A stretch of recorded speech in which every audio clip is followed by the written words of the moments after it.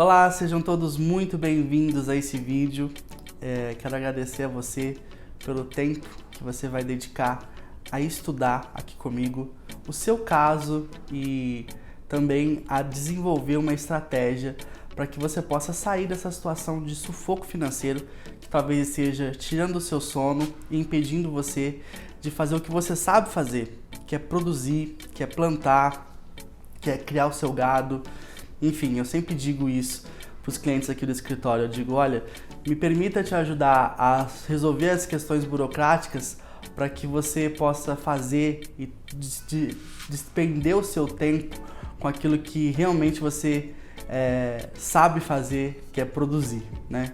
Então, hoje aqui nós vamos falar sobre crédito rural, que num primeiro momento parece sempre o salvador da pátria, não é para quem está começando a operar com agronegócio. Você de repente não tem dinheiro para produzir ou não tem dinheiro para expandir a sua produção e você é ali quase que aliciado pelas instituições financeiras, tanto bancos como revendas, a tomar um crédito e depois ninguém quer saber de nada, querem saber de você pagar. E às vezes não dá para fazer isso, não por uma falta de caráter da sua parte ou por má fé, mas porque simplesmente o agronegócio é uma atividade de risco. Às vezes se planta e não se consegue colher, ou o que colhe praticamente não custeia nem os gastos de plantio e a mesma coisa se diz, né, quando se fala de engorda de gado. Às vezes dá muito certo, às vezes dá muito errado e no final do dia ninguém quer saber se deu certo ou se deu errado. Querem saber que você tem que pagá-los. E aí você faz um outro empréstimo para cobrir o empréstimo anterior, faz um custeio maior ainda para cobrir o custeio anterior, financiamentos cada vez maiores, e aquilo vai se tornando uma bola de neve a ponto de sair da esfera financeira ali da atividade agrícola e você de repente começar a fazer empréstimos pessoais para cobrir o capital de giro do negócio. E se você está se identificando aí com as situações que eu estou narrando para você, provavelmente você agora deve estar numa situação em que você já deve ter dado em garantia grande parte do seu patrimônio, se não todo o seu patrimônio, para garantir essas dívidas que você foi fazendo aí, né, na esperança de conseguir produzir e pagar os seus encargos e dívidas com o fruto da sua atividade agrícola e, infelizmente, ainda não deu certo e talvez você esteja já a ponto de ficar desesperado com essa situação. Bom, o que eu tenho para te dizer é que nesse primeiro momento, tudo que você precisa ter é calma e sangue frio. Nós precisamos lidar com essa situação de uma forma fria e calculista para que as emoções não nos levem a cometer, a ter decisões e implementar decisões que no futuro a gente venha de repente a se arrepender. Então, nem sempre aquilo que é mais fácil, nem sempre aquilo que parece que vai resolver momentaneamente o seu problema, realmente vai ser a sua salvação. Talvez você esteja cavando ainda mais fundo nesse poço, né? Como os exemplos que eu dei aqui agora há pouco. Quando você vai até o banco ou até a casa de insumos, a financeira que te emprestou dinheiro inicialmente, a situação mais fácil, que parece mais fácil, é o quê? É você tomar um novo empréstimo para pagar aquele primeiro comprometimento, é você fazer um financiamento ainda maior para pagar aquele financiamento ao qual você tinha, com o qual você tinha se comprometido inicialmente.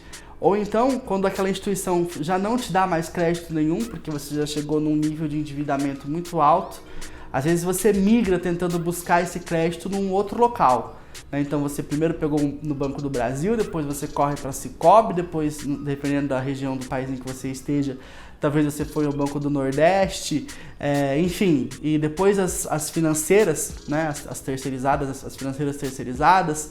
Por fim, quando não se consegue mais crédito bancário, começa aquela bola de neve de pegar o insumo para pagar na safra, de abastecer o caminhão, o trator para pagar o diesel na safra, e as coisas vão girando, e a cada final de safra você paga ali meio que apertadamente as suas dívidas, mas sem nem saber como é que vai começar o ano que vem, como é que vai ser o próximo ano. E é isso que eu tô te dizendo. Você precisa, nesse momento, parar de fazer a coisa rodar desse jeito. Parar de fazer o que aqui, estou no interior do estado de São Paulo, a gente chama de fazer borboleta, né? Parar de fazer essas borboletas, parar de fazer a coisa girar dessa forma sem organização, sem planejamento, porque vai chegar uma hora que essa engrenagem vai travar.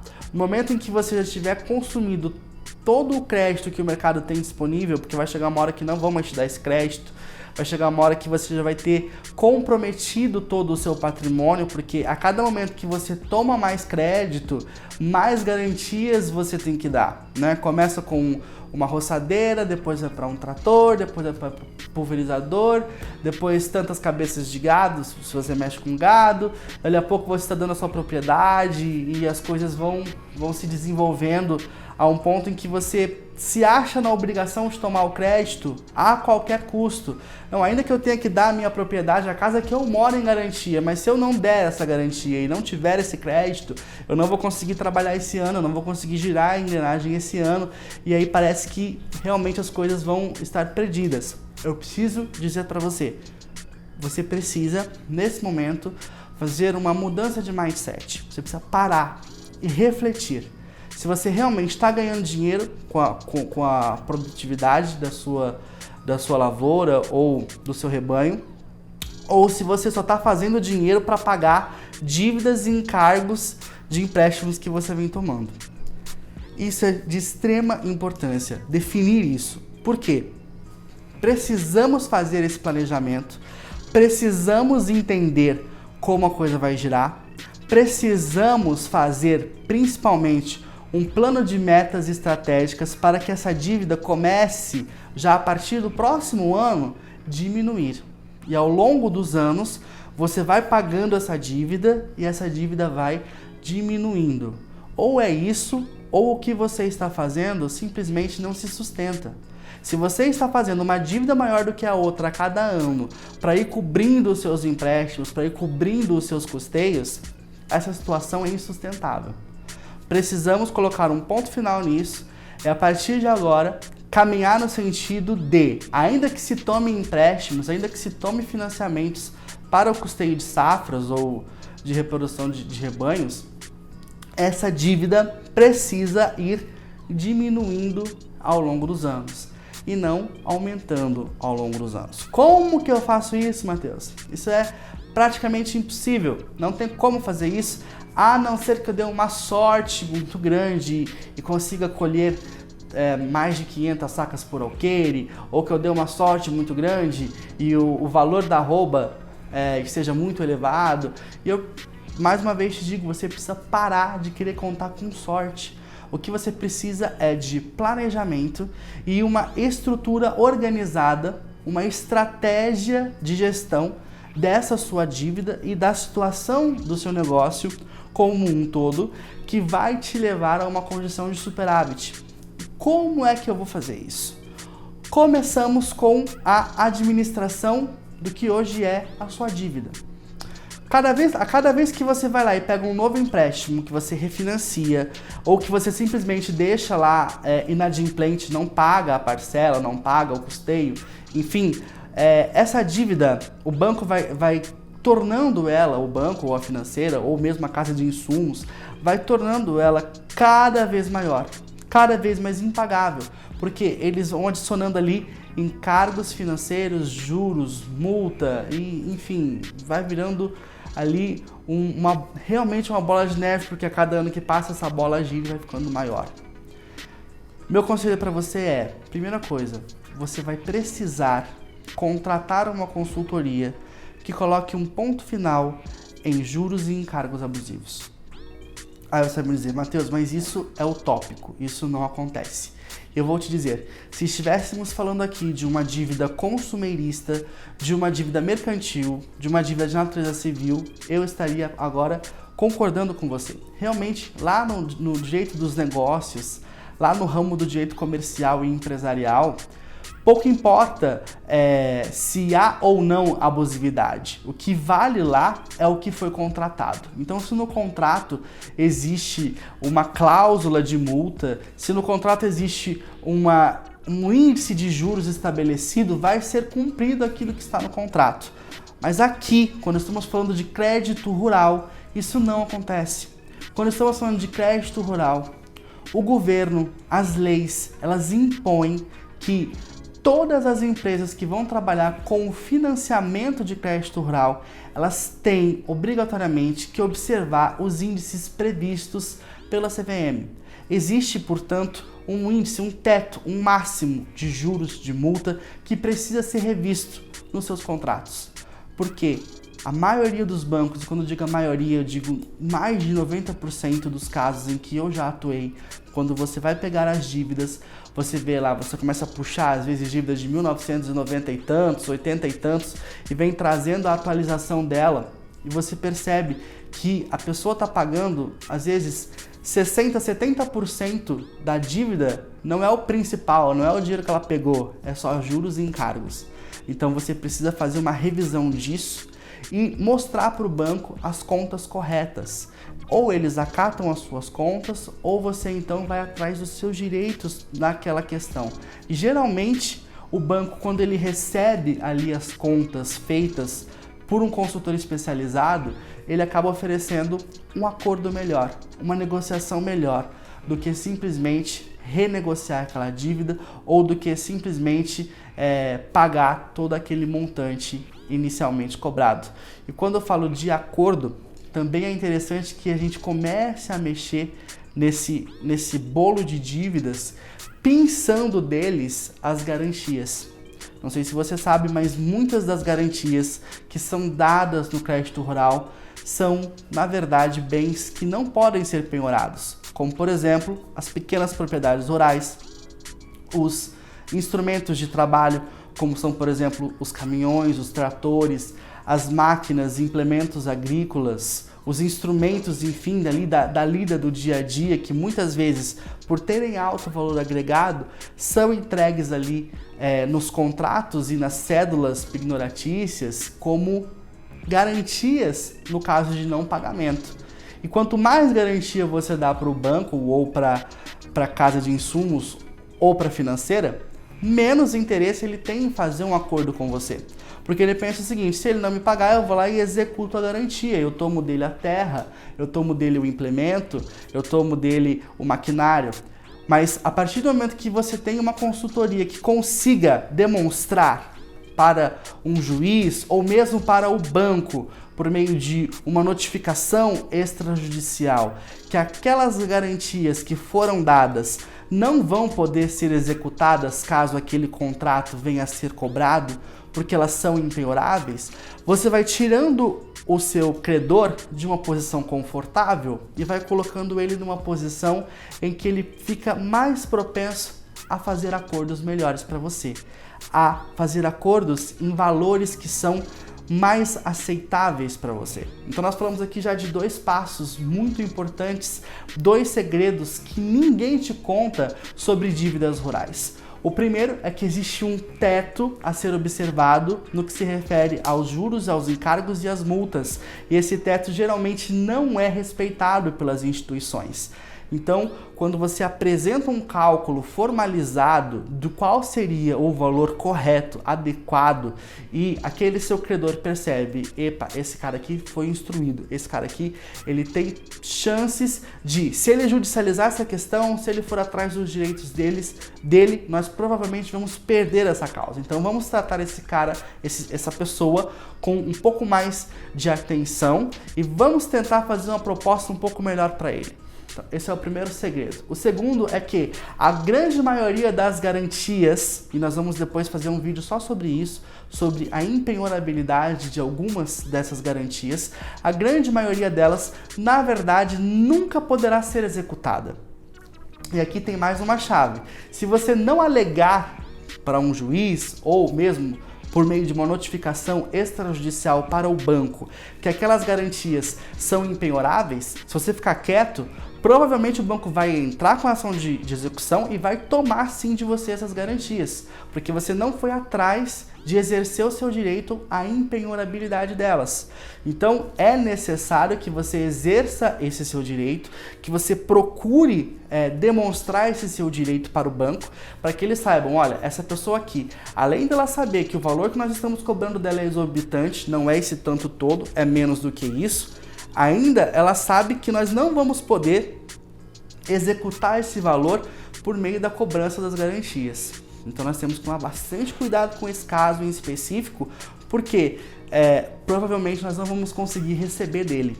E quando você coloca esse medo no banco ou no seu credor de que talvez ele não consiga receber de você, muito embora existam garantias no contrato, talvez ele não vai conseguir executar essas garantias, você mais uma vez coloca ele numa posição em que fazer um acordo, em que apresentar um valor menor e com uma possibilidade de parcelamento longo, com parcelas pequenas, fica mais viável, tanto para você como também para ele, no caso de ele ter medo de não conseguir receber, ou pelo menos não conseguir receber o valor integral. E o terceiro segredo que eu quero te contar aqui é que toda dívida rural, seja ela expressa ou tácita, o que é uma dívida rural tácita? É aquela dívida que você pegou como capital de giro, que você pegou aquele dinheiro, às vezes como crédito pessoal, mas que na verdade você investiu ali na sua lavoura, você investiu ali no seu rebanho, no seu confinamento. Essa é uma dívida tácita. Então, é diferente daquela dívida rural expressa, que você vai ao banco e toma ali uma cédula de crédito rural, uma cédula de custeio, em que expressamente o dinheiro é vinculado a você utilizar na produção. Essa é a expressa. A tácita é aquela que você toma esse crédito por um outro meio, como se fosse um crédito pessoal ou um crédito para capital de giro, mas na verdade investiu também ali dentro da sua lavoura, da sua produção. Essas dívidas, sejam elas tácitas ou expressas, elas estão vinculadas ao crédito rural e, portanto, seguem o manual de crédito rural, que determina que quando o tomador do recurso não consegue pagar por circunstâncias de baixa produtividade ou de valor de mercado do bem produzido estar abaixo do valor esperado, existe a necessidade da pessoa que concedeu o crédito alongá-lo, ou seja, tem que conceder mais prazo, tem que parcelar em mais vezes e em muitas situações tem que fazer esse parcelamento com uma carência de 2 anos para começar a pagar. Então, veja bem como talvez a sua situação não esteja tão desesperadora como você imaginava. Você tem aqui 3 recursos, dos quais eu falei aqui superficialmente com você, que são a renegociação dos valores por meio da imposição de tetos, de limites, de taxas de juros e de encargos. A renegociação das garantias, porque muitas daquelas garantias que foram dadas são impenhoráveis. E agora a necessidade de alongamento para pagamento em várias parcelas e com alguns anos, em determinados casos, de carência para começar a pagar. É claro que nenhum banco vai te dizer isso, é claro que nenhum lugar onde você tomou o crédito vai te dizer isso, e é claro que nenhuma pessoa, nenhum consultor, advogado, contador que não seja especializado em agronegócios, que não viva disso, que não faça só isso da vida dele, ele não vai saber te falar sobre nada disso. Então, nesse vídeo, eu quis aqui te tranquilizar, quis te trazer alguns instrumentos para que você comece a estudar um pouco mais sobre isso, comece a se aprofundar um pouco mais sobre essas questões, o que é alongamento de dívida agrícola, o que é impenhorabilidade de pequenas propriedades rurais e de implementos agrícolas, o que é manual de crédito rural, quem organiza isso. Comece a pesquisar mais sobre isso. Eu quero te convidar também a me seguir nas redes sociais. O meu nome é Matheus Quesada, eu tenho tanto um canal no YouTube, tenho meu perfil no Instagram, eu tenho um blog matheusquesada.com e sempre estou falando sobre crédito rural e questões ligadas ao agrobusiness nesses canais. quero te convidar, portanto, a procurar saber um pouco mais sobre os seus direitos e me colocar à disposição caso você tenha alguma dúvida. Aqui embaixo desse vídeo, em algum local, vai ter um botão em que você vai poder clicar e falar diretamente com alguém da minha equipe que vai estar aqui no escritório à sua disposição para tirar qualquer dúvida que você venha a ter sobre esse conteúdo ou até mesmo sobre o seu caso em específico. Caso você queira saber se você tem ou não algum direito, clica no link aqui abaixo, fala com a gente e eu espero ter trazido um pouco mais de paz, um pouco mais de segurança para você com essas informações. Muito obrigado.